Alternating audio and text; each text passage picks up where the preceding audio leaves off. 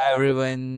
I'm super excited to host Tyler Campbell, is founder of FieldProof. There are three reasons you should definitely follow Tyler. First, the company is building a great idea about connecting founders with the people and helping them in the 0 to 1 stage. Second, Construction Brothers podcast. If you haven't followed on any platform, you should do it right now. And third, on his great insightful content on LinkedIn is full of wisdom. So I was looking forward to host you. So thanks a lot for your time to do this.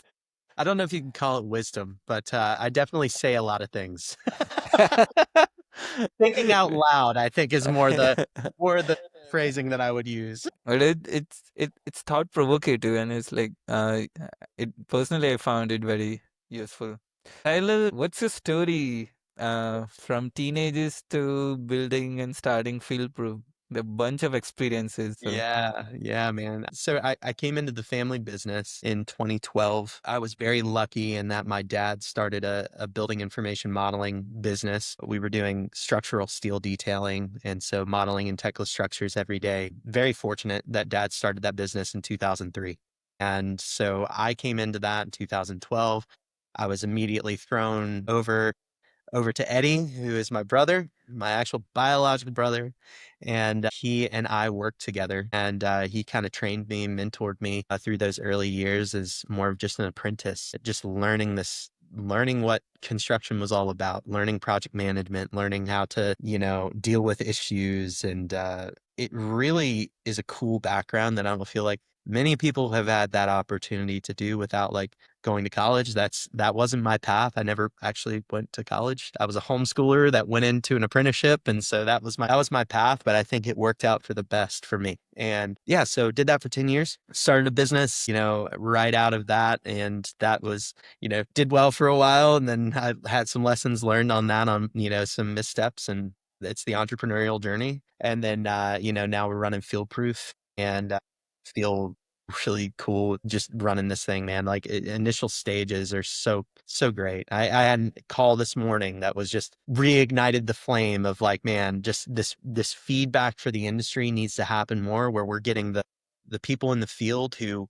are building the things. They're putting the bricks and the sticks in the ground. Those are the people that need to feed back into the technology founders, into your mid-sized technology companies, to your enterprise technology companies. We need that feedback, and we need it to be structured. And what that will allow us to do is make our technology stacks better, more effective, more adoption. All of those good things can happen. And so it just ignites this flame inside of me. I'm so excited to be chasing this and doing this now. And there's just been so much support. So that's kind of the very condensed little journey of where I've been and what I'm currently doing. then I can see the spark in your eyes when you're expressing that passion for it. So it's really great because I feel there's a gap where a lot of, let's say, startups, yes, building tools for field, Yep. but then they're selling to people who are in the offices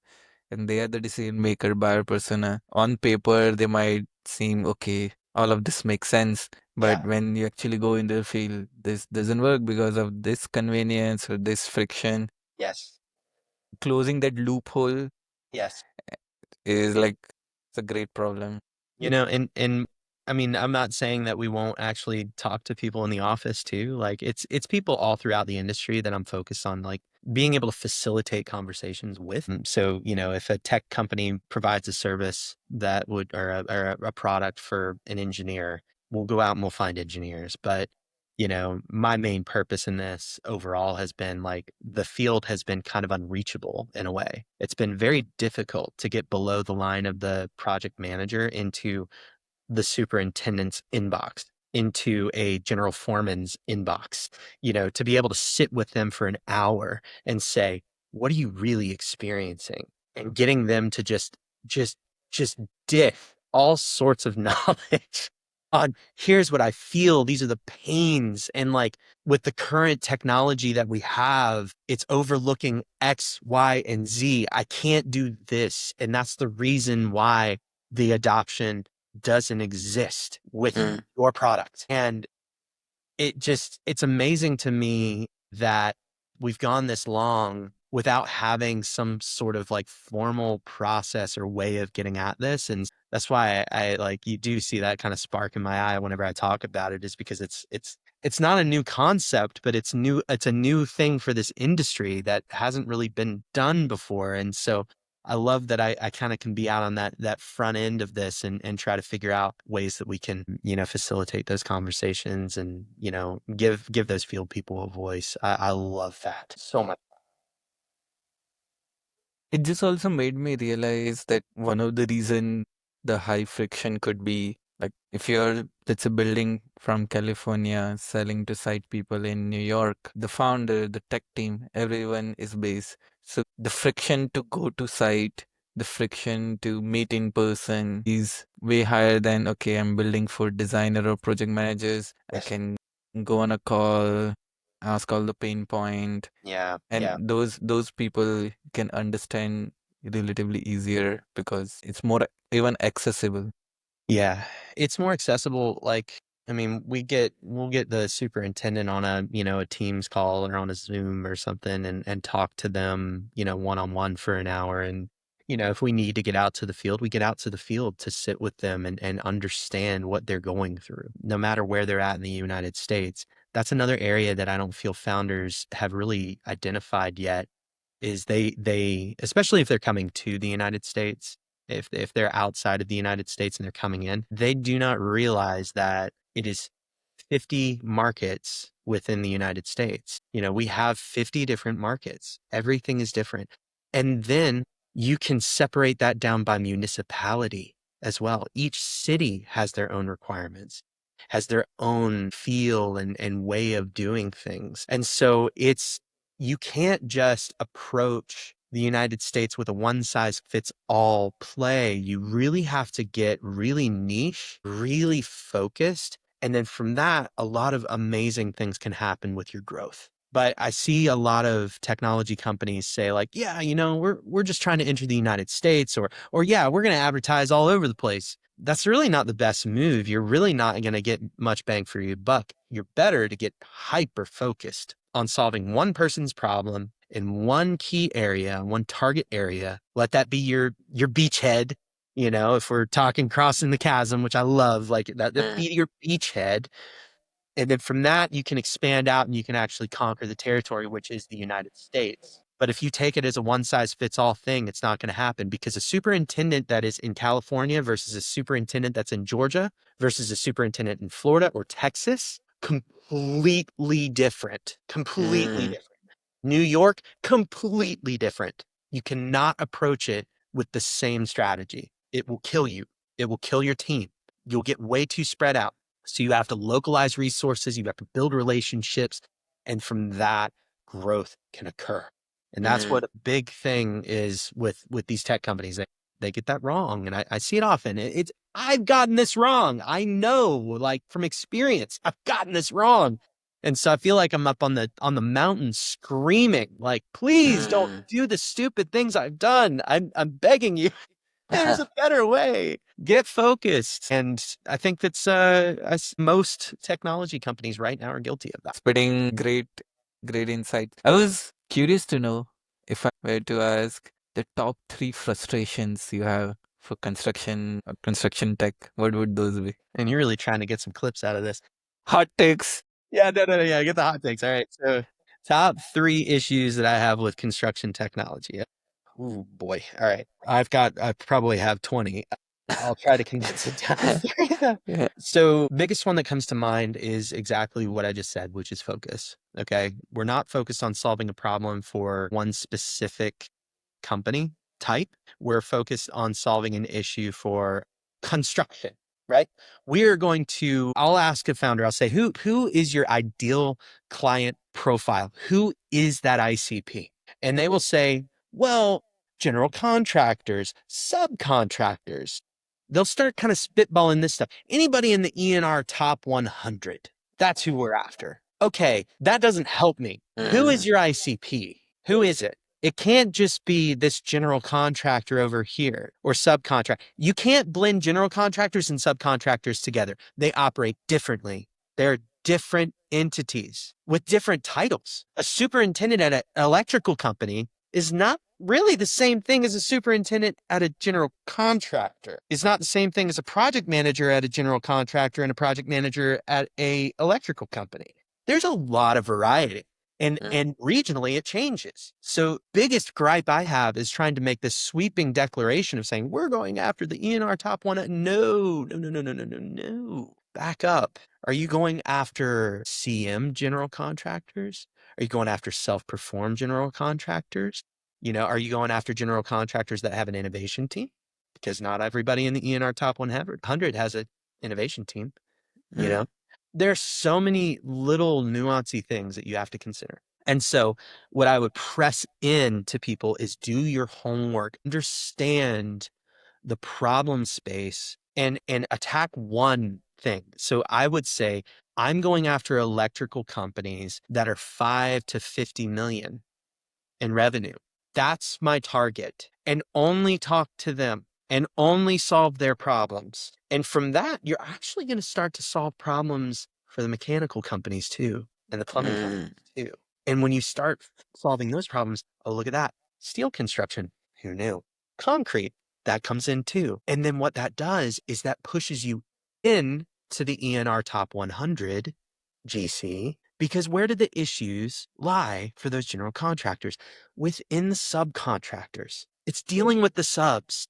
It's getting data. But if you can make that process valuable for the subcontractor to enter that data, to do that process, it bubbles up to the general contractor and they can get their beautiful dashboard that everybody wants, that everybody's made. Sweet Lord, there's so many dashboards out there. So many. That's the other thing. So that's one. That's one.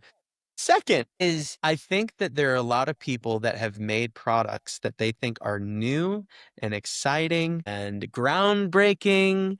And it's just a rinse and repeat of another software that's out there. I'm not kidding when I say I have had back-to-back discovery calls with companies over the past several months. There was a stint there of a week and a half where the same problem or the same product in a different wrapper came across my desk. And every single one of those founders, nobody's doing this.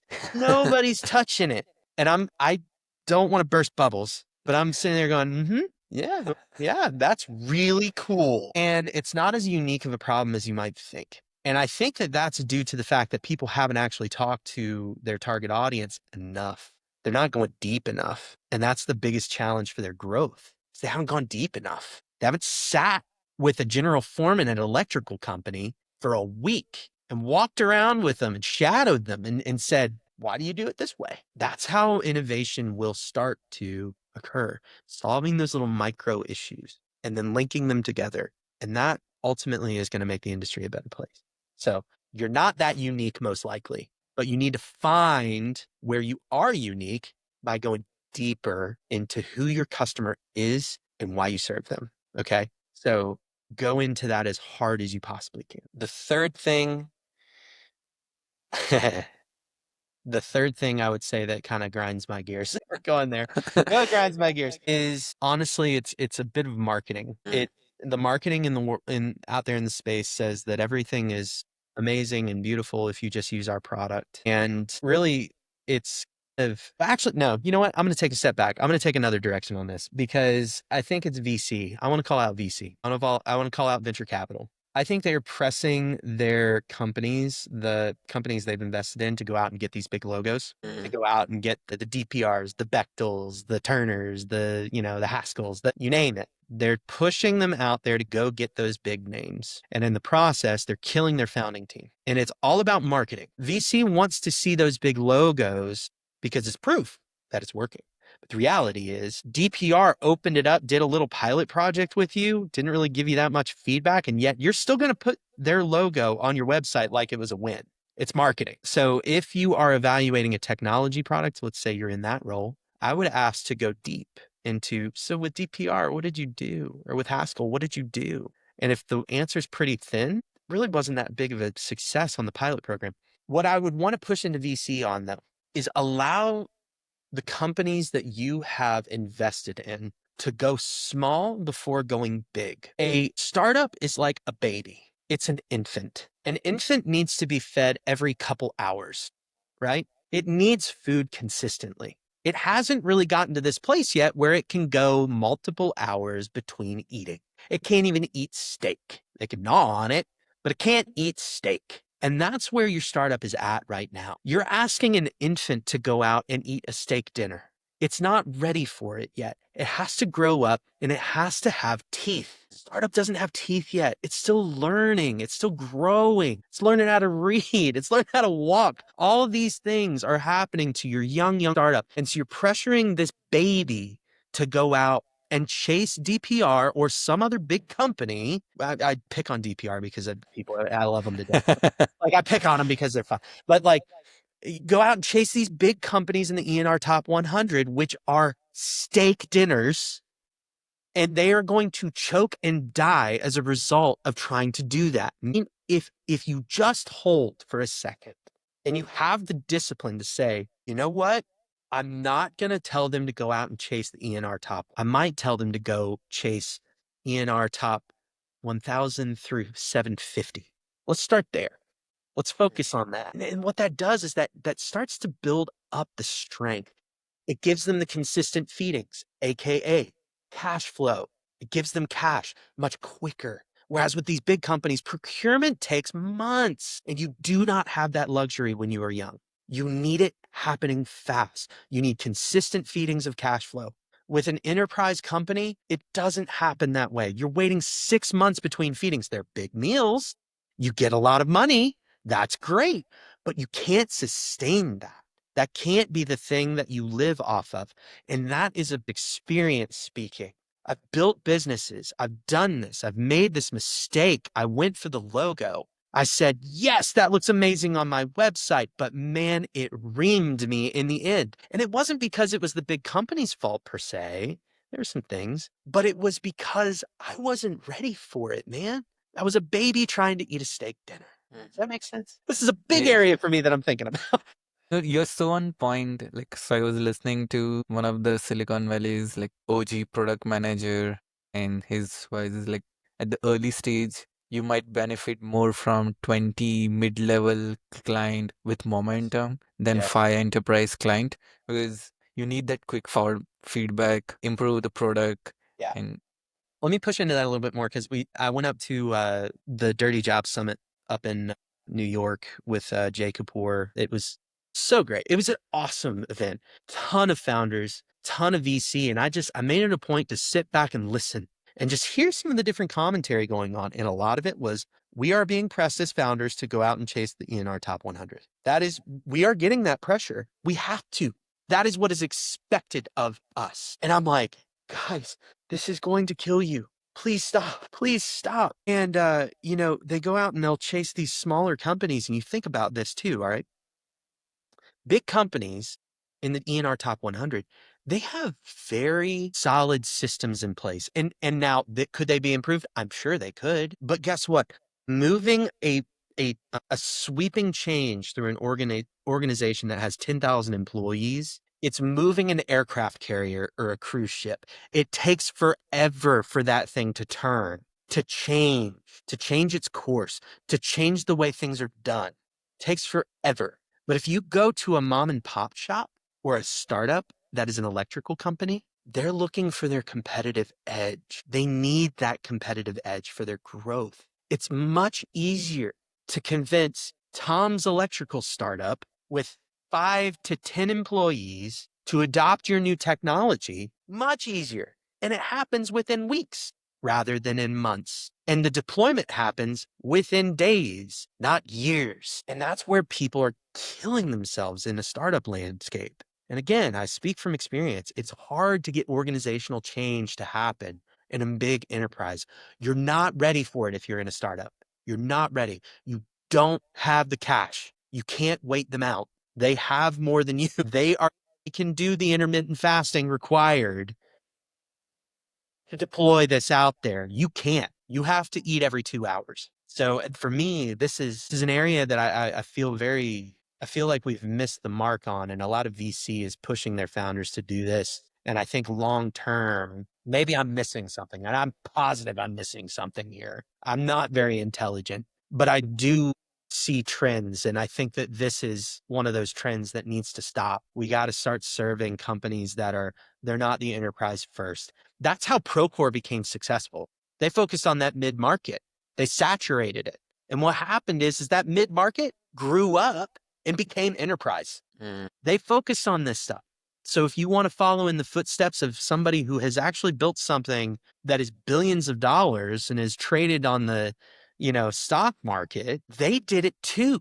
They didn't start with enterprise. They started in the mid market. That's how you build the foundation of a business. Don't go too big too fast. And it takes a lot of discipline, and you have to resist the urges to go out and chase the big brand. And it's hard because it does look good, and you do want that big logo on your, oh man, it feels so great to be able to say that they're our client, but man, what if that actually will kill you? And that's what you need to consider. Yeah. It also suggests the part that with this playbook, especially for construction, it's a long-term patience game. It's easier, okay, not easier in that sense, but Not easier. get construction tech startup is very difficult. So, but I was saying like with the enterprise study, let's get 10 ENR firm, we'll sell 100 grand contract. That's how we'll reach 1 million ARR. Yeah. And that managing 10 pilots is way easier than selling $10,000 to like small size and so many people, so much customer support and coordination. So relatively tough way to get 1 million ARR. Yeah. Yeah. I think that VC often, like, in their playbook is to grow it fast and flip it. That's their playbook. Feed the machine, let it grow, sell. That's how they make money. Okay. It's in their best interest to get you to grow fast. And so taking this route is much more long term. It takes longer, and they're impatient. And impatience is the thing that kills businesses every time. Every time. Impatience kills businesses. You have to be able to sit. I love the phrase, sit in the suck for a long time. And I'm not going to say all, a lot of venture capital money is very, very focused on the big win. I tend to think if they take the slower route across the board, they would have more winners and make more money over the long term than the quick flip, because for every 10 they invest in, maybe one actually does well and they can make a profit on. And it offsets the other failures. That man, like, that's burning these really creative people out.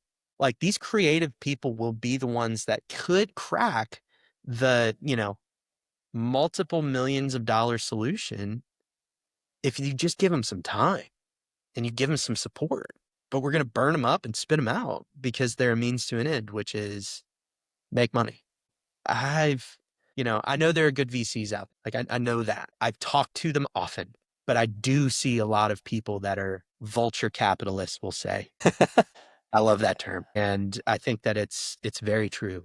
And a lot of construction tech has been, unfortunately, tied into a lot of these vulture capitalists. And that's the reason I refuse to try to even sell to VC. I don't want that. My game is slow. It's steady. It's the tortoise. And I think, like, you hear Dave Ramsey talk about this. I heard Dave Ramsey, right? So, like, Dave Ramsey was like, you read the book, The Tortoise and the Hare, and you're like, wow, the tortoise wins every freaking time. Every time the tortoise wins, the hare loses.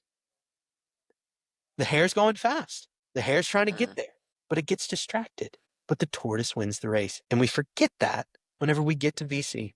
I don't know why. So again, I'm not a smart man, but I see this trend, and I think it's something worth considering at least. And I'm sure people will disagree with this. Please do. Please do. I want that. I actually do. I want to. Iron sharpens iron. Iron sharpening iron makes me think harder about this problem. I'm sure there are things that I don't know about this, but from what I'm seeing right now, it's something worth considering. Definitely. So if I'm a founder listening to this, apart from Procore, which other startups are doing the playbook you're suggesting well, so I can learn from the strategies? Yeah. Yeah. Well, I pointed Procore because that was an example that was even mentioned by Chris Langizia up there at the summit. I think that was an easy one. I can't necessarily point at others doing this other than the bootstrap companies. Yes. The bootstrapping companies do this, but if you look at longevity wise, which ones actually last, I think bootstrapping is actually a lot more, I mean, it's stable. It's stable. It's rocky. It's hard. Building a business is freaking hard. Okay. But bootstrapping your business is the long game. And I tend to think that those are the ones that grow roots into the ground. They're the ones that can stand through the weather, through the storms, and through all of the crap that gets thrown at you as a business. So for me, this is like, look at bootstrapping, look at those bootstrap businesses. Those are the ones that they've focused and they've niched down and solved one specific problem really well. I can think of one in the UK that I spoke to this morning, and he's doing a phenomenal job of resisting the urge to chase massive companies. He's got a great batch of users over in the UK. He's got 40,000 people that are using his product, but he's not coming into the US saying, I'm going to try to get everybody. No, no, no, no, no, no, no, no, no. He said, I want this. I want this little sliver because that opens the door for a bunch of other stuff to happen. He's done it successfully overseas, and I'm walking with him through this and I'm watching him process, and it's expert level, man. But he's bootstrapped. He hasn't taken investment. He's bootstrapped it. And he's willing to just focus down, focus on that target market. And he knows as soon as that door opens, everything propagates from there and you grow. And so there are companies out there doing it, but I tend to think they're more bootstrapped than actual like venture invested companies. I think Procore is probably one of them that was like they had investment, but that's pretty rare to see a company that gets investment just focus on one thing or focus on one ICP. Very rare. So gotta have to point them out and applaud them for that. For all they are, for all they're not. Mhm. So for the market you mentioned about 5 to 50 or like ENR 750 to 1000. One thing I've seen founders struggle is reaching out to the right person in those firms. And it's highly likely they're not active on LinkedIn. Yeah. And email is challenging. What's your advice for them? In-person events are probably the best thing that you could do at that stage. And that's probably really hard if you're not in the market that you're trying to serve.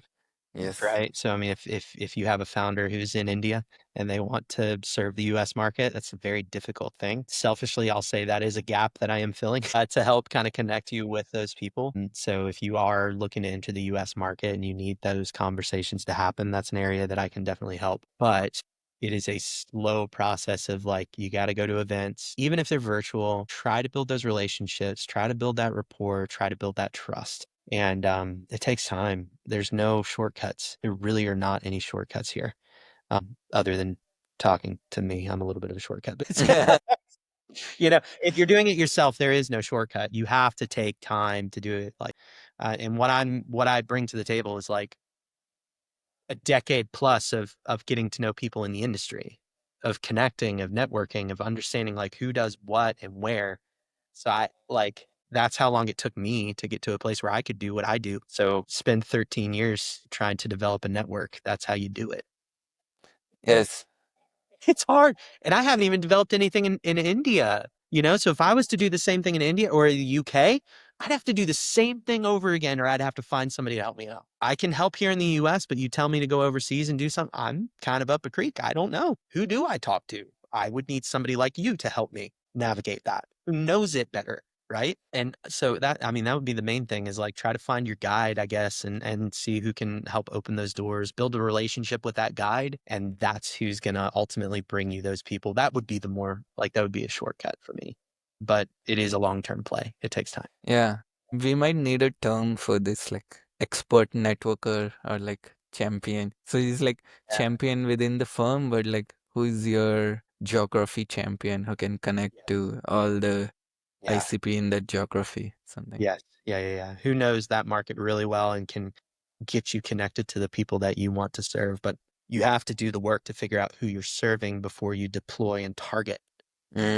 Figure out who your ICP is first by talking, doing customer discovery, figure out the problems that you solve well, and then target down and say, here is who I'm going to start building relationships with. And people a lot of times aren't that disciplined. I know I haven't been that disciplined with this. But a key unlock for me has been to be more disciplined with this, is to focus, to build relationships over the long term.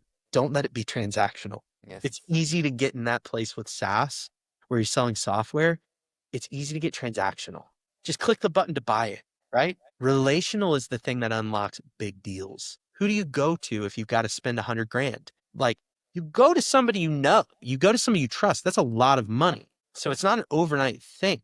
You have to build the relationships, especially if you're bringing them a software project or product. And so you get to this place where it's just you cold call, you cold DM, you're just pinging them, and it's transactional, and people feel that they don't want anything to do with it. But when it comes to building a relationship with somebody, you want to do business with your friends. You want to do people that we want to invest in people that you trust. And so that's the biggest thing of like, find your target, find what you're aiming at, and then just build those relationships as much as you can, because those are the people that are going to carry you to the next market and to the next market and to the next market. That's how you expand, is super focused. I'm gonna ask you a difficult question. Please. You haven't been asking me difficult questions up to this point. From your Construction Brothers podcast, what are your top three highlights Oh, or top three highlights. takeaway? Oh boy. All right. So that one actually might be pretty somewhat easy. I'll give you four. All right. So first one was Eric Reinhold, who was an architect, and he's got an amazing YouTube channel. And so got to talk to him. He's just a really cool dude. So that was definitely in the top. Talked to Roy Underhill, who is very niche. He used to be on PBS. So the old PBS, like public broadcasting station here in the US. He does a lot of woodworking, and he does it all with hand tools, right? And so it's just so much fun to watch. So we got to talk to him. That was fun.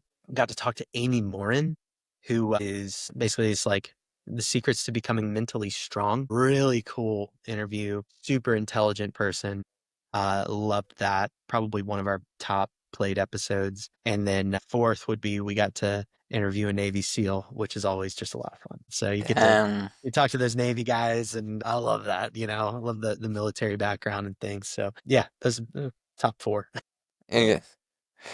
It's hard to pick your favorite though. They're all Yes. beautiful in their own way. Yes, yes, that's right. But every story, every interview is unique in its own sense. Right, exactly. So you mentioned about Dirty Jobs Summit. Yeah. Like if for a founder building solutions for the field, Mhm. what are like top three or five conference must? If you're building for the field, conference wise, here's what I would probably recommend. World of Concrete, I definitely think that's a good one to go to. Con Expo, Con Ag would probably be another one that you can go to connect with a bunch of people. These are all stateside. So Bauma seemed like a really good one to go to. I have not been to that, so full disclaimer there, but definitely saw like a lot of innovation happening. What you're going to find is you'll see a lot of those contractors coming to those shows to see what's up. And so it'd be good to just go as an attendee and try to network and talk to people as much as you can. You don't need to have a booth in order for it to be effective. You just go, be present, go listen, learn. You'll hear a lot of great conversations from those events. And then, yeah, beyond that, anything to do with ABC or AGC is another one you can go to get connected with people here in the industry as well. I have one more related to the podcast. Who would be the top three guests on your bucket list? Like bucket list.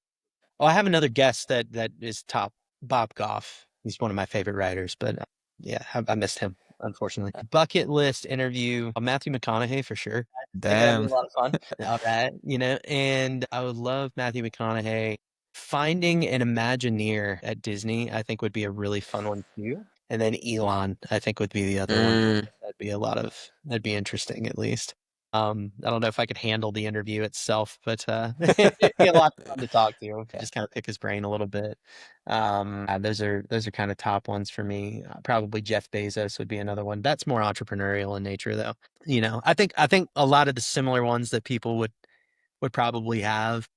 Can I say Jesus? I think that would be another one. Yeah, let's go with Jesus. We'll put him in there too. Yeah. You see. So Tyler, you have run multiple businesses, you're working with founders, and I am running my second business. One of the thing I learned the most about the game of business was how good a founder needs to be at selling. The learnings of enterprise B2B sales of my first startup, I'm reaping the benefits. And I wish I had a business coach that could have accelerated my journey in my first startup.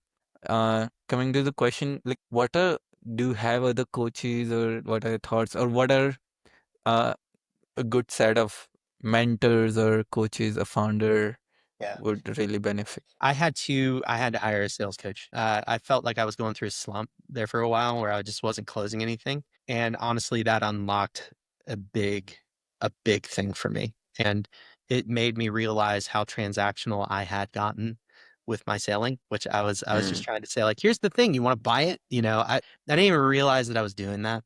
I was talking too much too. Believe it or not. I So, get kind of telling myself to shut up. That was a good lesson. Which it's funny, like these things, but it's good to have somebody who can sit with you and say, you realize what you've just done there and kind of like review the game footage with you. And so, yeah, sales coach, that one was more recent. That has been probably one of the best investments that I've made. And he's very senior. He's got a lot of time in B2B sales, software sales, and so he's been a massive value add for me. I've also had just some mentors along the way as well, and they have been huge in shaping how I operate my business and how I kind of view what I'm doing and my purpose.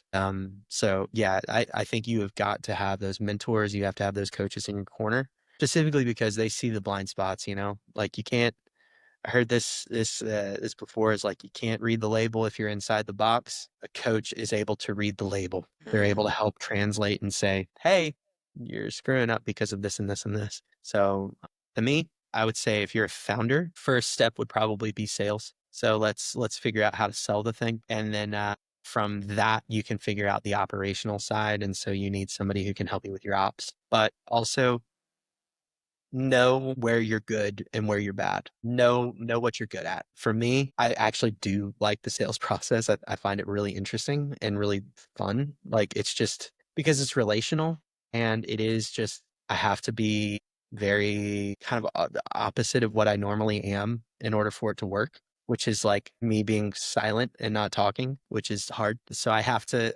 practice something there. And it's also a lot of psychology as well of like I don't want to say this thing because that could offend them, or I don't want to say this because, of XYZ. Like it's fascinating. So I love that. I love coming up with ideas. I love finding new ways of doing things. That is my kind of my super strength. Like that's what I love.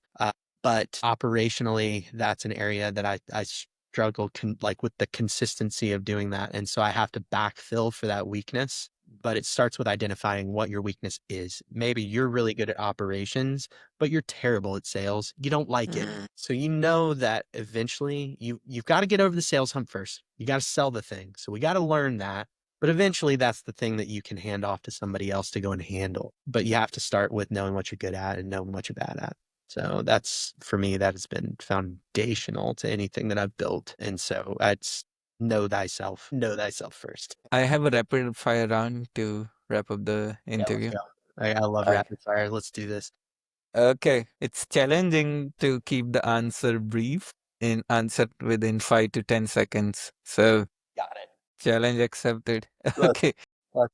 What's your favorite architecture building? Empire State Building. Favorite restaurant? Bodywalla at Ponce City Market in Atlanta. Yeah. Any book which made a big impact in your life? Recently, I'll say two of them.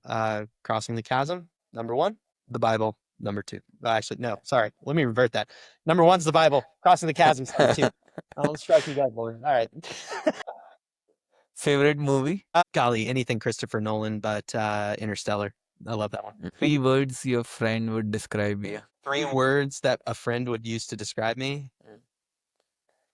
Loud, loud musician, don't quite understand what he does. People are very confused about what I do for a living. That's common. So that's sorry, that's multiple words, but you get the idea. A city in your travel bucket list. London, man, I still haven't been. I gotta get there. somehow, some way. Best piece of advice you've got until date. Are you going to keep talking about the problem or are you going to try to solve the problem? That one came from Eddie. That one came from the brother. I think that was very, very, very good for me. I needed that in that moment. Yes. Biggest regret? Biggest regret, not investing in Bitcoin earlier and I holding see. and holding it. Hot take in 2020, 2030, what would be the difference in construction tech? The difference in construction tech in 2030. Difference in construction tech in 2030 is sort of easier to make as a result of AI. And so a lot of the SaaS products out there are going to be massively disrupted. So that would be my hot take. Tyler, for everyone listening, he's super approachable on LinkedIn, on email. So if you have anything related to episode or ways to collaborate, you can definitely reach out to Tyler. Anything on a closing note you'd like to share? Honestly, construction industry is freaking awesome. And this is just a reminder that what we get to do and the place that we get to operate every single day shapes our world. And you should be really proud of that you've stepped into this industry to try to help. And so for me, the construction industry is the land of milk and honey. It's where it's at. There's so much opportunity right now, double, triple down on it because we need some changes. We need to make our industry a better place for everybody. And we're only going to do that as a community, as a team, as individuals. No technology is going to be able to solve all of our problems. It's not going to happen.